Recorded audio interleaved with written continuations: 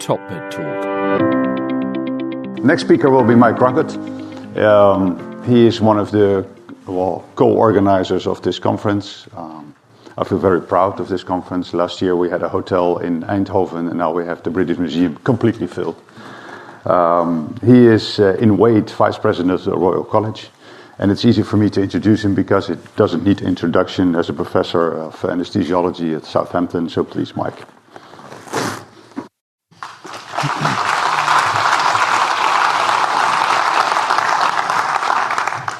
Thank you very much, Gerrit. My role is to talk about perioperative medicine, where next, and that's in part because we are running this Prehabilitation Congress alongside a perioperative medicine meeting, but more importantly because I think it gives some of the context. This session really is all about setting the context for the rest of the meeting.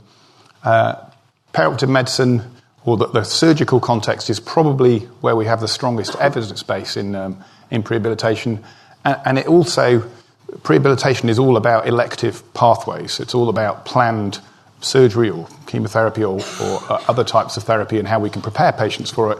And so it kind of gives us a model for those pathways. So while some of what I say is specific to perioperative medicine, as I go through, a lot of it's very general and relevant to all planned pathways.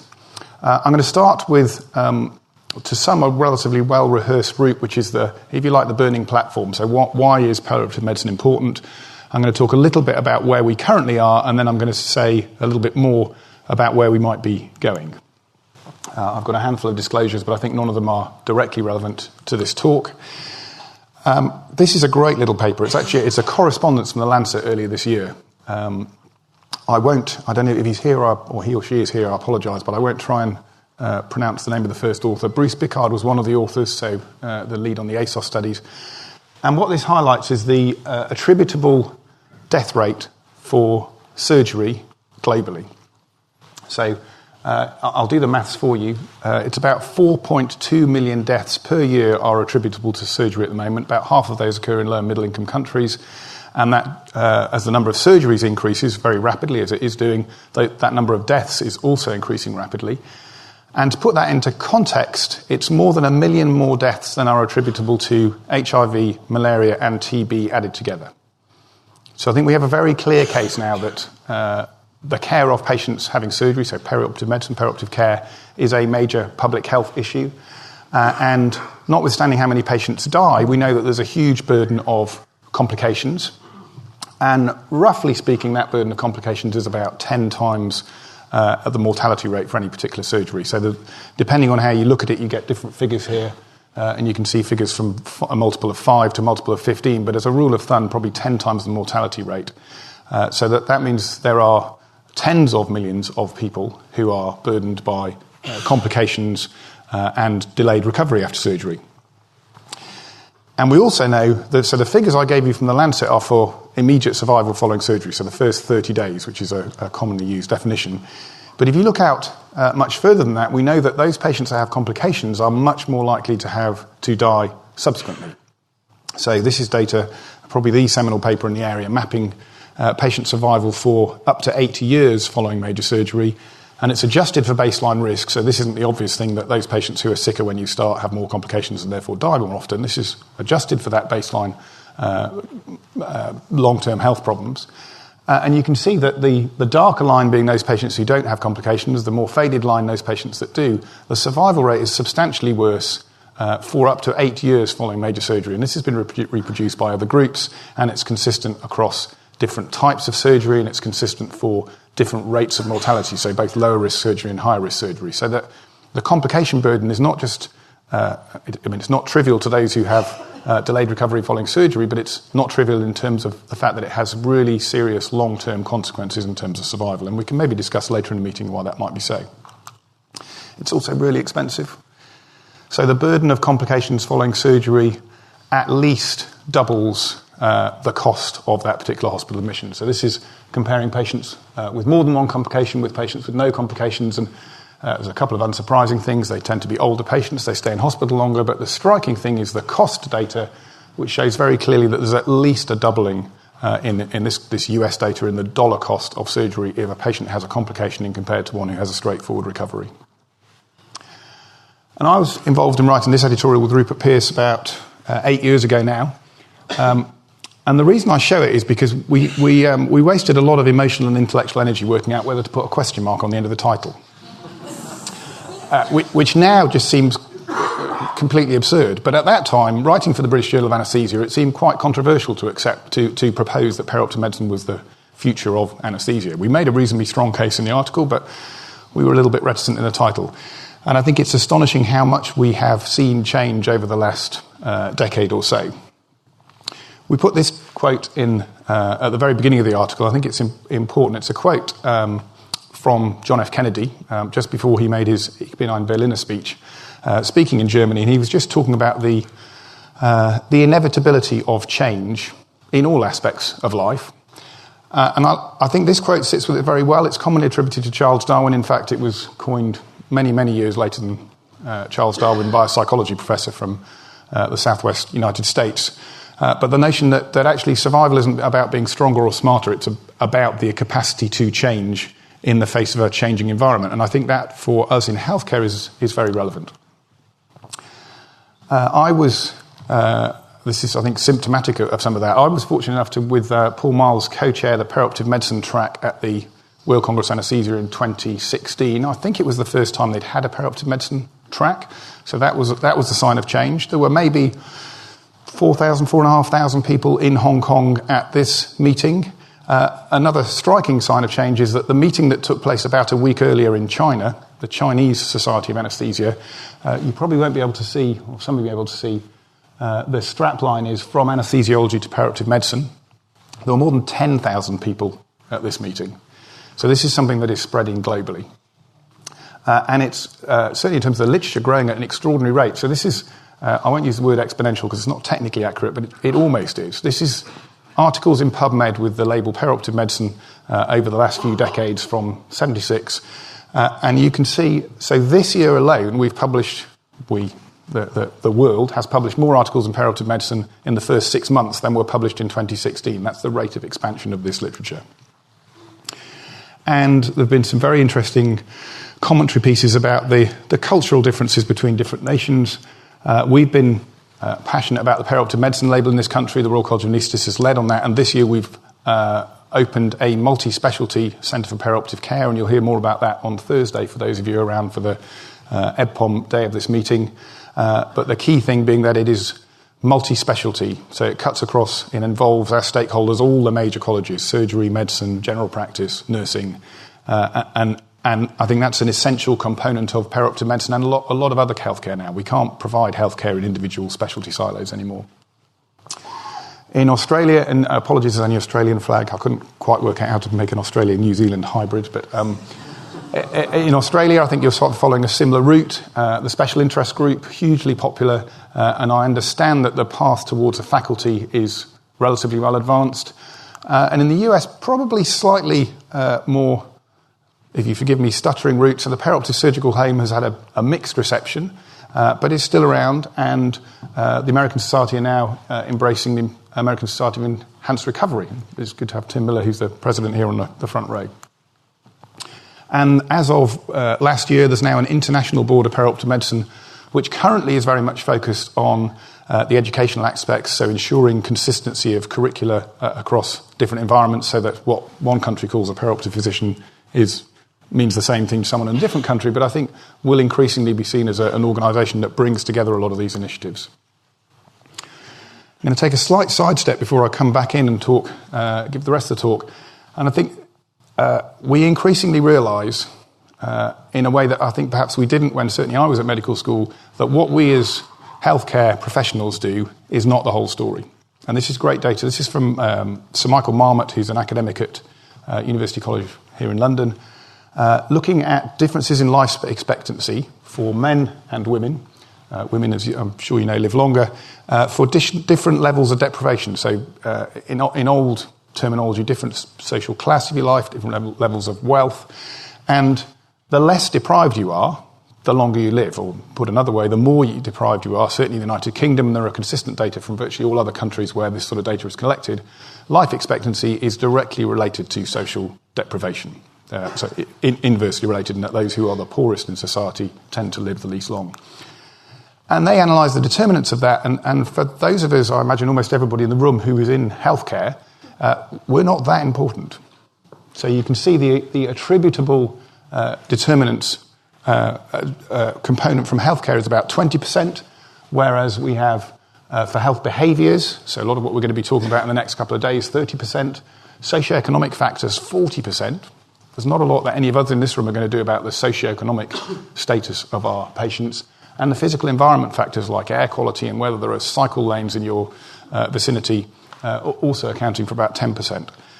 And I think we increasingly need to engage with the parts of this diagram that we can outside the healthcare realm, and that's part of what prehab's about.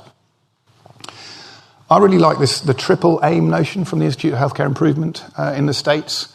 So the notion that as physicians and healthcare professionals, we're not solely focused, we're clearly focused on our patients' welfare, but we're also focused on population health, and we're focused on value. It's not someone else's problem that it costs a lot. Actually, it's our problem, because if we do an expensive procedure on Monday, there won't be so much money for the next expensive procedure on Friday. So it is up to us to worry about the pounds and dollars. And so the IHI talk about patient experience, health of populations, and per capita cost, and that has become embedded in UK health policy. And if you forgive me being a little bit parochial, I think the NHS is certainly the largest integrated healthcare system in the world, and it's arguably the most effective, given how little we manage to spend on it at the moment, for reasons that I won't go into, but we can talk about later. And the chap in the photo is Simon Stevens. So he's the chief executive of the NHS. For nearly a decade, he's been widely recognised as by far the most powerful person in healthcare. Interesting comment on British culture. So he was educated, he went to comprehensive school, but got a scholarship, went to Oxford, and was president of the Oxford Union the year after Boris Johnson and the year before Michael Gove. So the path to power in healthcare also involves going to Oxbridge sometimes. The triple aim was implicit, not explicitly stated, but implicit to the 5-year forward view. In the update, it started to become explicit, and it is completely woven through the 10-year plan. And the 10-year plan, the long-term plan, I suspect, has anybody read it?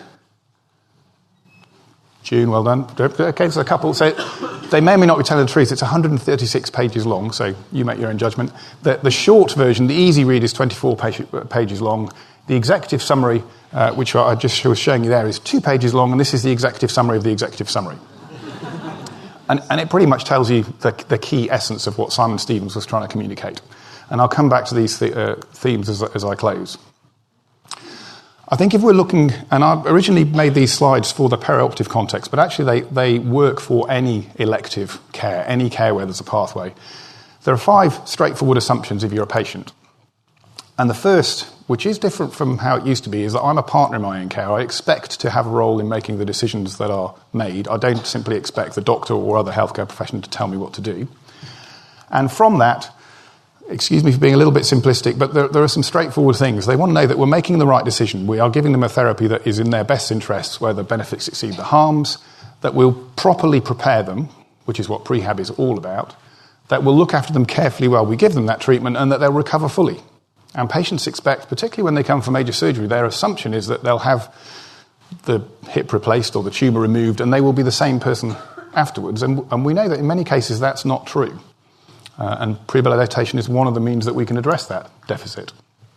So what do we do? So before surgery, in order to help them make the right decision, there's been a lot of change in the last few years around shared or collaborative decision-making, so involving the patient and the whole multidisciplinary team in balancing the risks and benefits. It's easier in a context like the NHS, where the financial stakes are at a system level. I think it's a little bit harder when the transaction is on an individual level sometimes. It's important to have them well prepared, and that's partly about prehabilitation and partly about the management of long-term conditions, so-called comorbidity management. And all of these things only work if you've got a pathway that functions effectively to allow them to work. And one of the big focuses recently has been this notion of pathway re-engineering. The fact that if some of the people involved in the pathway, so for example, anaesthetists in the surgical journey, only meet the patient a few days before surgery, there's lots of things they can't do. There's lots of missed opportunities. So rather than saying hello and talking to the patient about their risk factors and trying to do some sort of collaborative decision-making 5 days before surgery, we try and adjust things so that actually you meet the patient as soon as they contemplate surgery. So within the definition of perioperative medicine, from the moment of contemplation of surgery to full recovery. And that opens up opportunities for prehabilitation, for the management of long-term conditions, and for shared decision-making at a point where the patient's mental framework is not completely set. They haven't already decided and live with the knowledge that they're going to have surgery for 6 weeks. You meet them a week before surgery and say, oh, it might be a bad idea. That's deeply disturbing for a patient. During surgery, they should be properly cared for. And I only put this in because I think it, certainly for the physicians, probably less so for other healthcare professionals, there is a cultural change in the notion of consistent and reliable systems.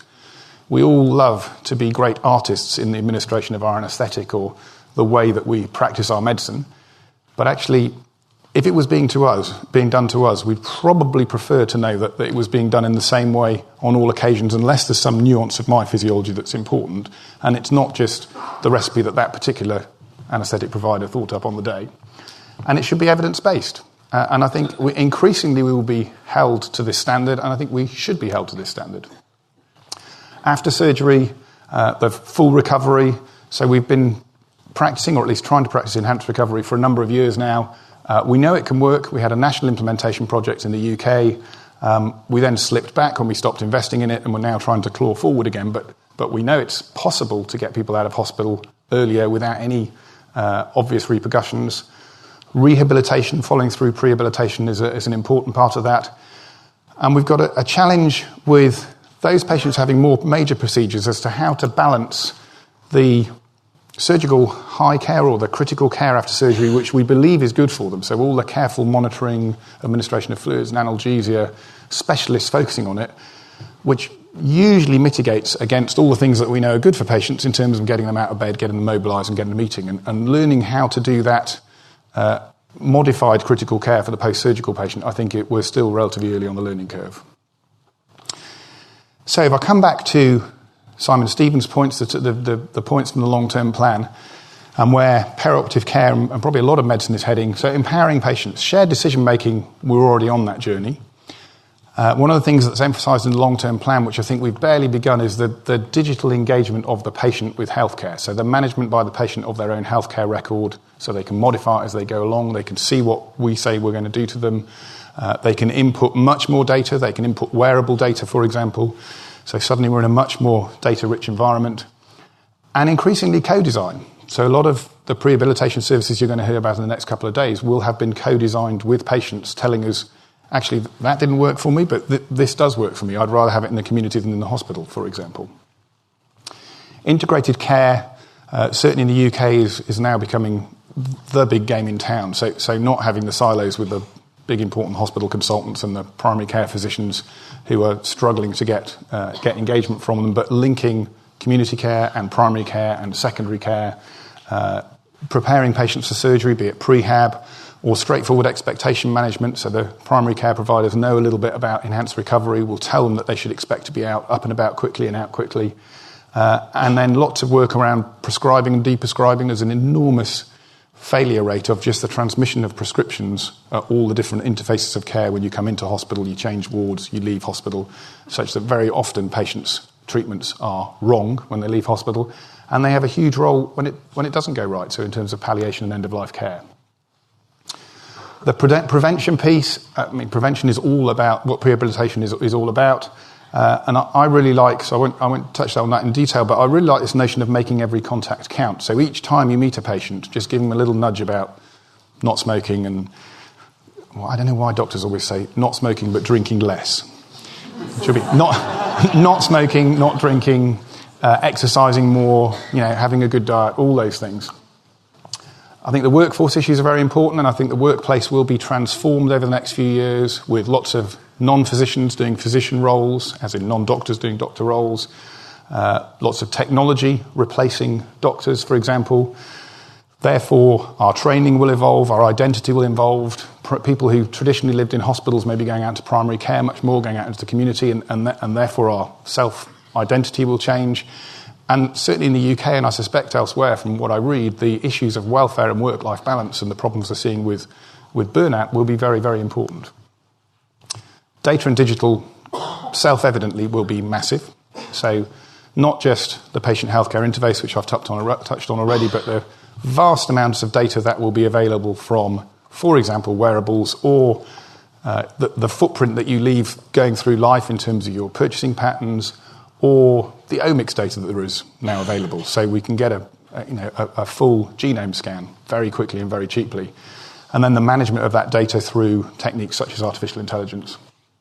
And finally, value. And I think the big value things, and we had for those in the UK who know the GIRFT programme, we had a meeting between the college and GIRFT, which is a national efficiency programme basically recently. And the obvious easy wins are more day surgery, more ambulatory, i.e. 23-hour stay surgery, and more enhanced recovery. We're not using our hospitals very efficiently. It is perfectly possible. So there are centres that do TRBTs on a day case basis. There are others that have to leave a catheter in for 2 days for seemingly unintelligible reasons. But there are centres that are doing hip surgery on a day case basis. There are centres doing major colorectal surgery on a 23-hour stay basis. It is possible. We've just all got to learn how to do it. And then there's the putting it all together, because almost all the things I've talked about are being done somewhere by someone, but I don't think there's anywhere that's managing to achieve all of those things in the integrated whole so that we can go and look at it and go, wow, that's what healthcare or perioperative care in the future will look like. So I'm going to close there. I think perioperative care is all about the patient. It's about focusing on the patient's journey, their pathway, and how we can make it better. It can only, because of that, it can only be a multidisciplinary, multi-specialty effort. I really like the triple aim as a framework to work within, so the notion of looking after the patient, but also the public population health issues and value. And a lot of it's about efficient and effective use of the patient's time and our time and the hospital's time. And a lot of what we do at the moment is convenient for us, but actually may not be very effective in terms of using the resources that we use. So I will leave it there, and I'll look forward to the questions. Thank you for listening. Lee